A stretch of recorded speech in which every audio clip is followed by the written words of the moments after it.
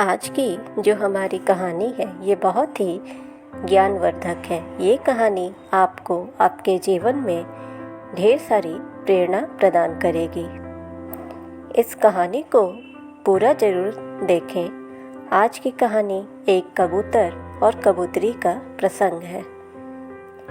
आज इस कहानी में आप जानेंगे कि जिस घर में बेटी का जन्म होता है या जिन पिता के यहाँ बेटी जन्म लेती है, उनको अपनी बेटी की परवरिश कैसे करनी चाहिए और उनका अंत क्या होता है। किसी भी घर में पुत्री का जन्म लेना बहुत ही शुभ होता है। कितना खास होता है जिस घर में जिस दिन पुत्री जन्म लेती है, वो दिन बहुत ही खास माना जाता है।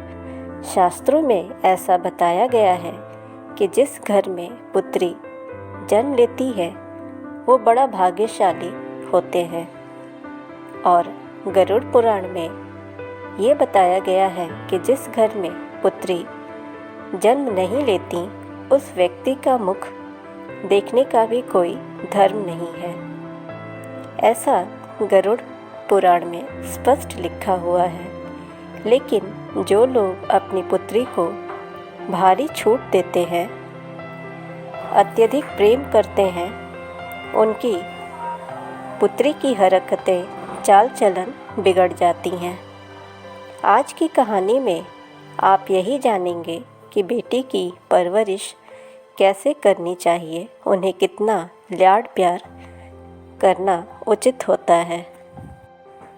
फ्रेंड्स, अगर चैनल पे नए हैं तो चैनल को सब्सक्राइब करें, नोटिफिकेशन बेल ज़रूर दबाएं, क्योंकि हम आपके लिए ऐसी ही मोटिवेशनल और ज्ञानवर्धक वीडियोस लाते रहते हैं। और वीडियो को ज़्यादा से ज़्यादा लाइक एंड शेयर करें। कहानी कुछ इस प्रकार है। एक बार की बात है, एक जंगल में कबूतर और कबूतरी बैठे हुए थे। सर्दियों की रात थी। कबूतरी कबूतर से कहती है कि आज की रात निकालने के लिए क्या उपाय किया जाए, क्योंकि सर्दी बहुत कड़ाके की पड़ रही है। फिर कबूतरी कहती है कि तुम कोई कहानी सुनाओ जिससे कि ठंड भरी रात कट जाए और मैं एक कहानी भी सुन सकूं।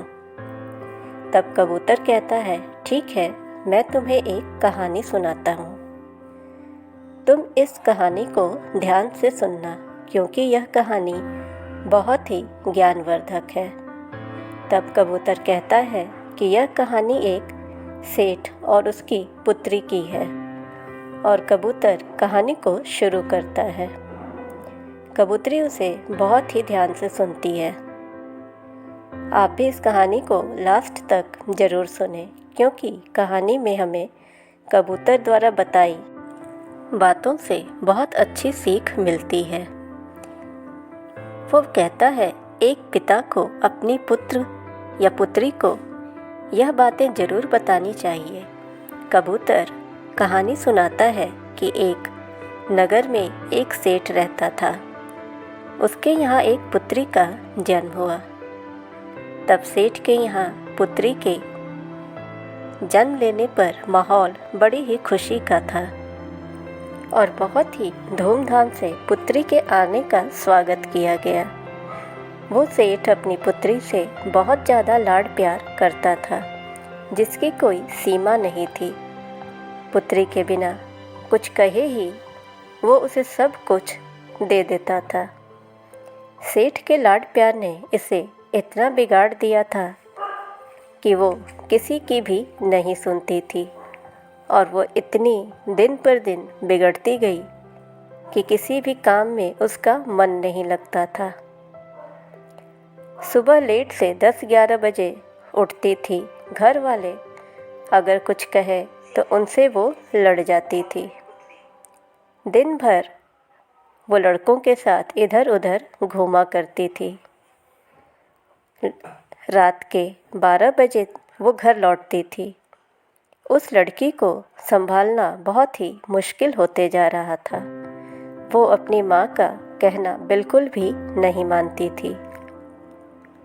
ना ही वो किसी भी घर वालों के वश में थी। सेठानी ने सेठ से फिर शिकायत की। वो कहती थी कि तुम इस लड़की को लाड प्यार देकर बिगाड़ रहे हो, लेकिन सेठ उसकी एक भी नहीं सुनता था।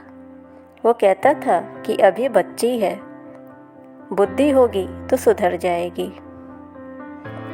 फ्रेंड्स, बच्चियों को लाड प्यार ज़रूर देना चाहिए, लेकिन इतना भी नहीं कि उनका जीवन ही बर्बाद हो जाए। सेठ अपनी पुत्री के प्यार में इतना अंधा हो गया था कि उसे उसका बिगड़ना, उसकी गलतियाँ कभी नहीं दिखती थीं। वह यह भी भूल गया था कि उसकी पुत्री को दूसरे के घर जाना है, क्योंकि यही दुनिया की रीत है। हर लड़की को दूसरे के घर ही जाना होता है, चाहे वो अमीर की बेटी हो या गरीब की। हम इस चीज़ से मुँह नहीं मोड़ सकते। सेठ तो उसके प्यार में इतना अंधा था कि वो भूल ही गया था कि उसकी लड़की को दूसरे के घर जाना है।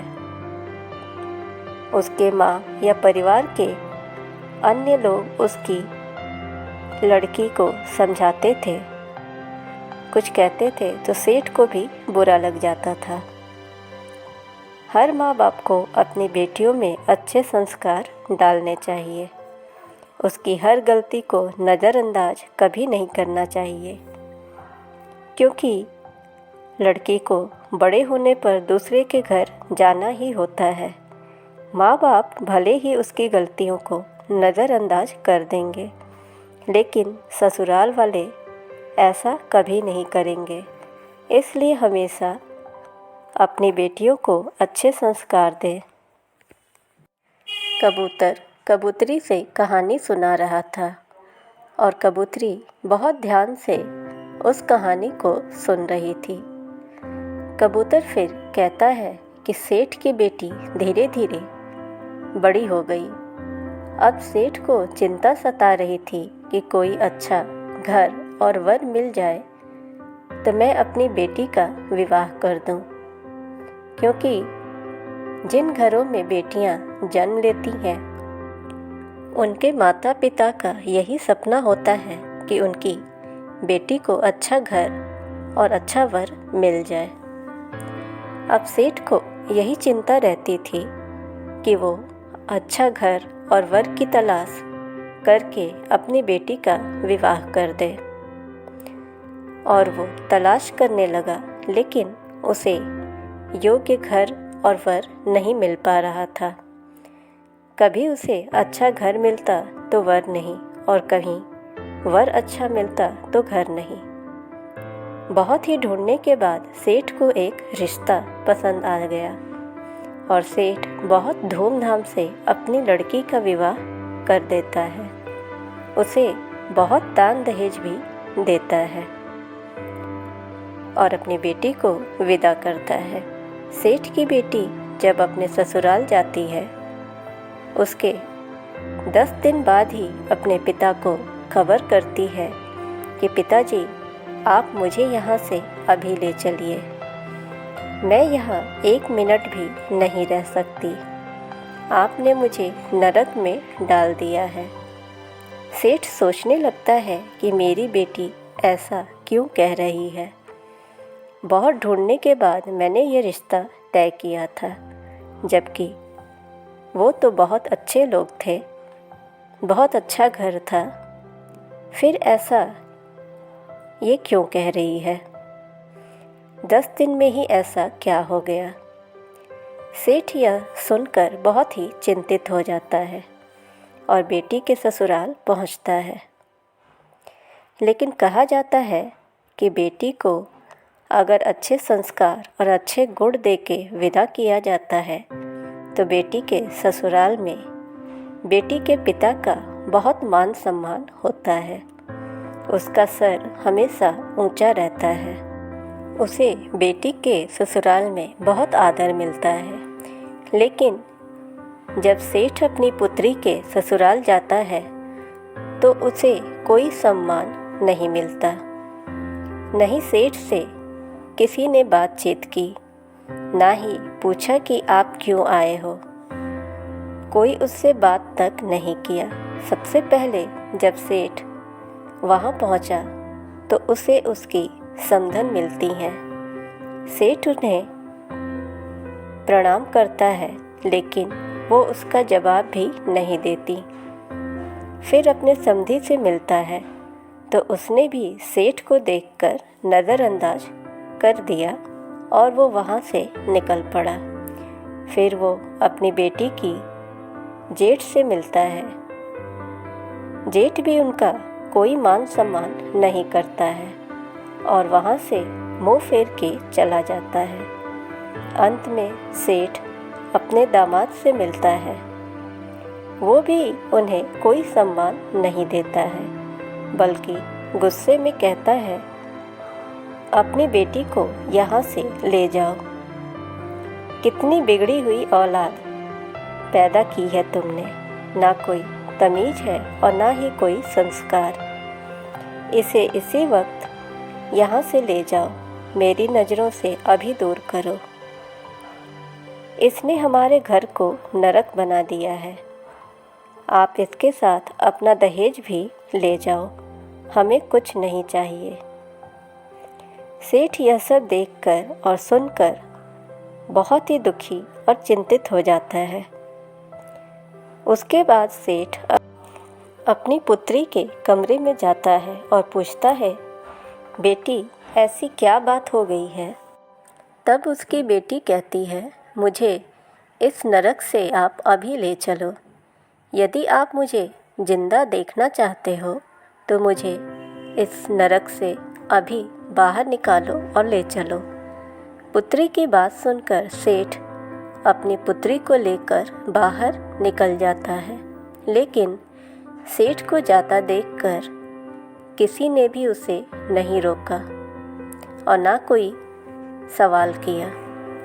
सेठ अपनी पुत्री को लेकर जाने लगता है। सेठ रास्ते में अपनी बिटिया से पूछता है कि बेटा बताओ, तुम्हारी सास कैसी हैं?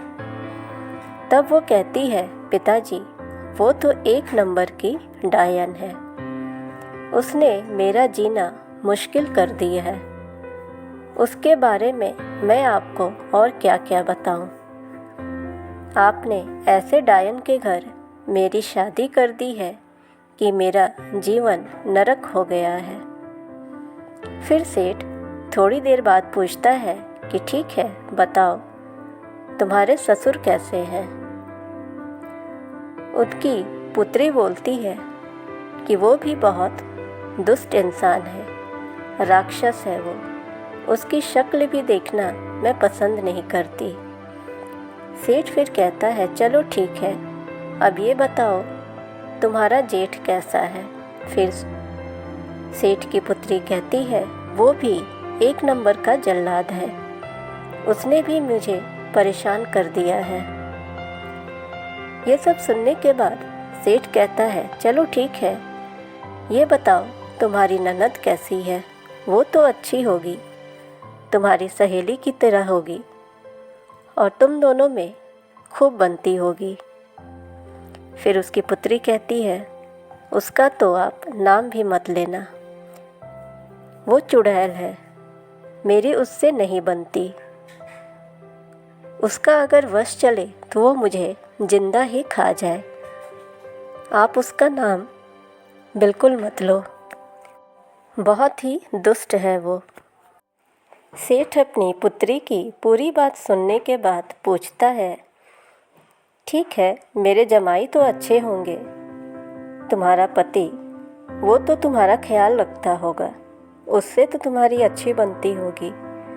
लेकिन सेठ की पुत्री उसे भी नहीं छोड़ती, कहती है वो सबसे बड़ा यमराज है, बहुत ही बुरा इंसान है। मेरी वो एक भी बात नहीं सुनता, मुझे मारता पीटता है। अंत में सेठ अपनी पुत्री से पूछता है, चलो बताओ तुम्हारे मोहल्ले वाले कैसे हैं? सेठ की पुत्री कहती है, पिताजी, उनके बारे में भी आप दोबारा मत पूछना। एक नंबर के लुच्चे लफंगे हैं, सभी बहुत बदमाश और बदतमीज हैं। सेठ बहुत दिमाग वाला था, अब वो सारी बात समझ जाता है। वो सोचता है कि हो सकता है ससुराल वाले बुरे हों, लेकिन पूरे मोहल्ले वाले कैसे बुरे हो सकते हैं? उन्हें इससे क्या लेना देना है? इसके लिए तो जैसे पूरी दुनिया ही बुरी है। सेठ समझ जाता है कि दोष ससुराल वालों में नहीं बल्कि उसकी पुत्री में ही है। सेठ को अब अपनी गलती का एहसास होता है। वो सोचता है कि अगर मैं अपनी पुत्री को इतना लाड प्यार ना देता तो वो बिगड़ती नहीं। मैं उसे अच्छे संस्कार देता तो ये नौबत ही नहीं आती। सेठ चुपचाप अपनी पुत्री को अपने घर में लेकर आ जाता है। जैसे ही उसकी पुत्री घर में कदम रखती है, उसकी भाभी उसे देखकर मुंह घुमा लेती है। कोई आदर भाव नहीं करता उसका। फिर सेठ की पुत्री यह सोचती है कि ये मुझे देखकर अपना मुंह क्यों फेर रही हैं, मुझसे बात क्यों नहीं कर रही हैं। पहले तो मुझे बहुत प्यार करती थी, इस घर में मेरा ही राज होता था। फिर वो अपनी भाभी से जाकर पूछती है कि तुमने मुझे देखकर मुंह क्यों फेर लिया। उसकी भाभी उससे कहती है, मुंह न फेरूं तो क्या करूं? तुम्हारी शादी हमने इतने अच्छे घर वर देखकर कर दिया था, लेकिन तुम फिर से मेरी छाती पर मूंग दलने आ गई हो, इसलिए मुझे तुमसे बात नहीं करनी। उसकी भाभी उसे डांटते हुए कहती हैं, तुम आज के बाद मुझसे बात करने की कोशिश भी मत करना। अब उसमें मायके में भी उससे कोई बात नहीं करता, सिर्फ उसका पिता ही उससे बात करता था। ना ही उसकी भाभी, ना भाई और ना ही माँ उससे बातचीत करते थे। अब तो धीरे धीरे ऐसा बर्ताव देखकर वो दुखी रहने लगी थी। काफ़ी समय ऐसे ही बीत गया। उससे कोई भी बोलता नहीं था। जब वो बाहर भी निकलती थी तो बाहर वाले भी उससे 10 सवाल करते थे। वे पूछने लगते थे, यहाँ अब तुम क्यों रहती हो? क्या ससुराल वाले छोड़ दिए हैं तुम्हें? क्या तुम अकेले आई हो? जमाई कहाँ है? कई तरीके की बातें करते थे। कहीं भी जाती थी तो लोग उसे इसी तरीके से पूछा करते थे। अब उसकी सहेलियाँ, रिश्तेदार सभी तरह तरह की बातें बनाने लगे थे और ताने देने लगे थे। लोग यह कहने लगे कि अभी अभी तो इसकी शादी हुई थी, लगता है इसका पति इसे छोड़ दिया है या तलाक हो गया है, तभी ये यहाँ रह रही है। सेठ भी बाहर जाता तो उसे भी ताने सुनने को मिलते थे और उसकी बेटी को भी। उसकी बेटी यह सुन सुनकर दुखी रहने लगी थी। धीरे धीरे उसे अपनी गलतियों का एहसास होने लगा था। उसे यह अब महसूस होने लगा था कि मेरी गलती की वजह से मेरे पिताजी का भी सर झुक रहा है। लेकिन फिर भी वो अपने ससुराल में जाने को तैयार नहीं थी और वो यही कहा करती थी कि पिताजी, इससे अच्छा होता कि मैं कुंवारी रह जाती। यदि आप मेरी शादी नहीं किए होते तो ज़्यादा अच्छा था। काफ़ी समय बीतने के बाद सेठ अपनी पुत्री के कमरे में जाता है और उसे देखता है कि वो लड़की जो पूरे घर को सर पर उठा कर रखती थी, आज वो इतनी शांत और दुखी है। और बहुत ही ज़्यादा चिंतित भी दिख रही थी। तब सेठ अपनी पुत्री के पास जाता है और उससे पूछता है क्या बात है। तब वो कहती है, पिताजी मैं बहुत दुखी हूँ। यदि आप मेरी शादी नहीं किए होते तो मैं बहुत खुश होती, लेकिन मेरी शादी करके आपने मुझे दुख के सागर में ढकेल दिया। अब मुझे समझ में नहीं आ रहा है कि मैं करूं तो क्या करूं। ससुराल मेरे लिए नरक के समान है। मायके में भी मुझसे कोई बात नहीं करता। आपके अलावा मुझे कोई पूछता तक नहीं है। माँ वो भी मुझसे कभी बात नहीं करती। ना भाई, ना भाभी और ना ही कोई रिश्तेदार मुझसे बात करना चाहते हैं। मेरा मन करता है कि मैं अब मर जाऊं। सभी मुझसे नफ़रत करने लगे हैं। तब सेठ कहता है, बेटा हमारे नगर में एक साधु आए हैं। वो काफ़ी पहुँचे हुए हैं, बहुत ही सिद्ध महात्मा हैं। मैंने तुम्हारे बारे में उनसे बात किया तो उन्होंने मुझे एक उपाय बताया है। यदि तुम 6 महीने तक उस उपाय को करती हो तो तुम्हारे ससुराल वाले तुम्हारे इशारे पर नाचेंगे। तुम जो कहोगी वो वही करेंगे। बिल्कुल तुम्हारे मुट्ठी में रहेंगे वो। इतना सुनते ही सेठ की लड़की बहुत ही खुश हो जाती है। वो कहती है, सच पिताजी, 6 महीने में ही सब मेरी मुट्ठी में आ जाएंगे। सेठ कहता है, हाँ बेटी, सिर्फ 6 महीने में। तब उसकी पुत्री कहती है, पिताजी जल्दी से आप मुझे वो उपाय बता दो, मैं इसे ज़रूर करूँगी।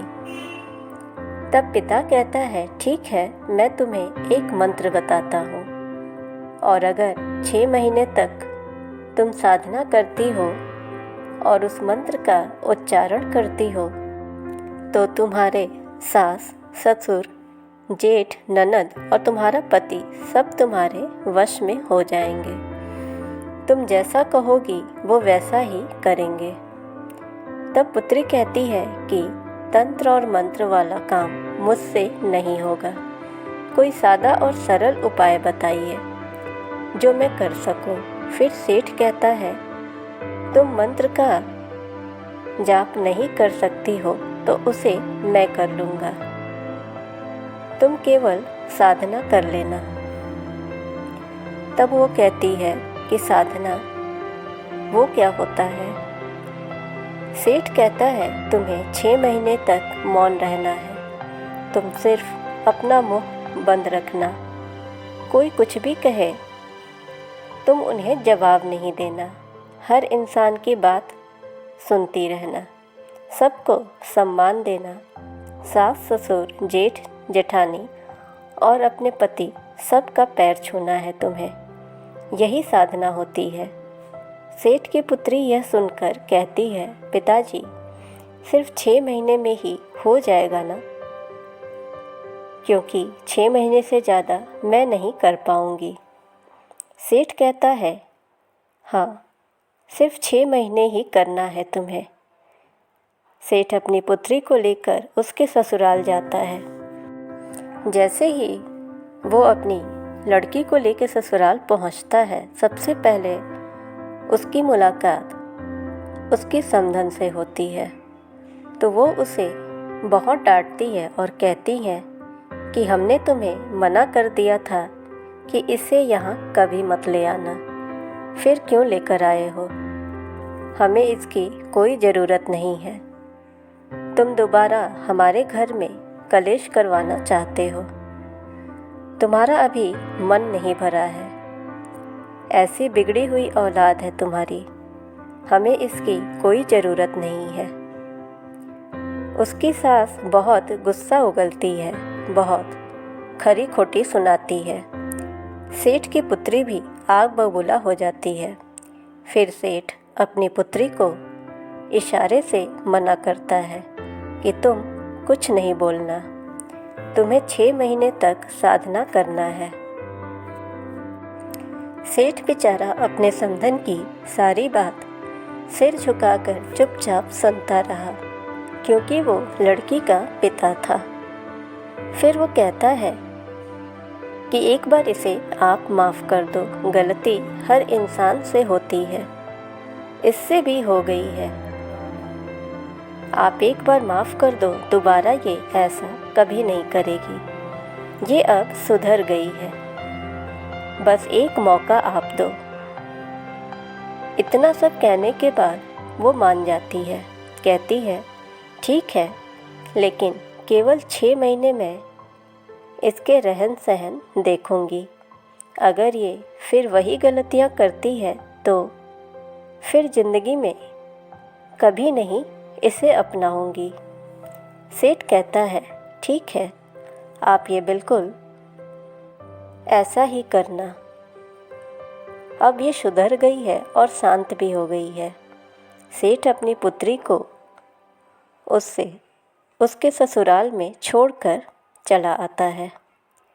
फिर सेठ की पुत्री अपने ससुराल में रहने लगती है। वो जाकर अपने सास के पैर छूती है। तब सास बहुत ही आश्चर्यचकित हो जाती है। वो सोचती है कि ये तो किसी की इज्जत नहीं करती थी, सब पर हुक्म चलाती थी, बैठे बैठे खाती थी, फिर ये मेरे पैर कैसे छू रही है। फिर उसकी सास उसका बदलाव देखकर उसे आशीर्वाद देती है कि तुम खुश रहो और अपने घर में अच्छे से रहो। ऐसा ही एक दिन अचानक उसके ससुर के लिए वो चाय लेकर जा रही थी। तभी अचानक उसके हाथ से कप छूट गया और वो गिर गया नीचे। फिर ससुर को बहुत ही तेज गुस्सा आता है। वो उसे गालियाँ देने लगता है, उसे खूब खरी खोटी सुनाता है। वो कहता है तुम्हारे अंदर किसी भी चीज़ की तमीज़ नहीं है, किसी भी काम को तुम ढंग से नहीं कर सकती हो, एक नंबर की बिगड़ी हुई औलाद है ये। फिर वो लड़की यही सोचती है कि यदि मुझे साधना नहीं करनी होती तो मैं इसका सर अभी के अभी फोड़ देती। बहुत बोल रहा है ये, लेकिन मैं बंध गई हूँ, कुछ कर नहीं सकती। सेठ की पुत्री की आदत थी कि वो किसी की बात बर्दाश्त नहीं करती थी। उसे बहुत तेज गुस्सा आ जाता था, लेकिन बहुत मुश्किल से वो अपने गुस्से पर काबू की थी। धीरे धीरे उसका घर बसने लगा। ससुराल वालों को भी लगने लगा कि अब ये वाकई में सुधर गई है। उसकी गृहस्थी अब सही चल रही थी। इसलिए अपनी पुत्री से आप लाड प्यार करो, लेकिन उसे सर पर कभी न चढ़ाओ। अच्छे संस्कार जरूर डालने चाहिए। कभी भी उनकी गलतियों को नज़रअंदाज नहीं करना चाहिए। उनकी गलतियों पर ज़रूर टोकना चाहिए हर माता पिता को। लाड प्यार में इतना न बिगाड़ दें कि उसकी ज़िंदगी ही बर्बाद हो जाए। फिर अंत में कबूतर कबूतरी को 5 ऐसी बातें बताता है जो कि बहुत ही ज्ञानवर्धक है। इसलिए वो कहता है कि इन 5 बातों को तुम बहुत ही ध्यान से सुनना और इसे गांठ बांध लेना। आप सभी इस बात को ज़रूर ध्यान से सुने। लाड दिया से बेटी बिगड़े, भेद दिया से नारी, खुद गर्जी में भाई बिगड़ जाए, पड़े मुसीबत भारी। रौब दिखाया नौकर बिगड़े, मेल बिना सरदारी, दुख देने से बिगड़े दोस्ती, यारी में हो खारी। रोया मान घटा बंदे का, दुख चिंता में काया, अनीति में राज जाए झगड़े में माया। दौलत देने से बेटा बिगड़े, लाड दिया से बेटी। कबूतर कबूतरी को ये 5 बातें बता के अपनी कहानी को समाप्त करता है। और इन 5 बातों को हर इंसान को अपने जीवन में ज़रूर अम्ल करना चाहिए। इस ज्ञानवर्धक कहानी से हमें यह सीख मिलती है कि आप अपनी बिटिया को खूब पढ़ाएं लिखाएं, लाड प्यार दें, लेकिन उन्हें कभी सर पे ना चढ़ाएं। उनकी गलतियों पर उन्हें ज़रूर टोकें, उनमें अच्छे संस्कार डालें। उन्हें इतना छूट न दें, इतनी आज़ादी न दें कि उनकी जीवन ही बर्बाद हो जाए या बाद में उन्हें संभालना मुश्किल हो जाए। लाड प्यार की भी एक सीमा होती है, सीमा तक ही उन्हें प्यार करें और सही रास्ता दिखाएं। फ्रेंड्स, अगर आप चैनल पे नए हैं तो चैनल को सब्सक्राइब करें, नोटिफिकेशन बेल ज़रूर दबाएं ताकि हमारी हर वीडियोस आप तक पहुंचती रहे, क्योंकि आपको हमारे चैनल पे ऐसे ही ज्ञानवर्धक और मोटिवेशनल वीडियोस देखने को मिलते हैं। वीडियो को ज़्यादा से ज़्यादा लाइक और शेयर करें। Thanks for watching.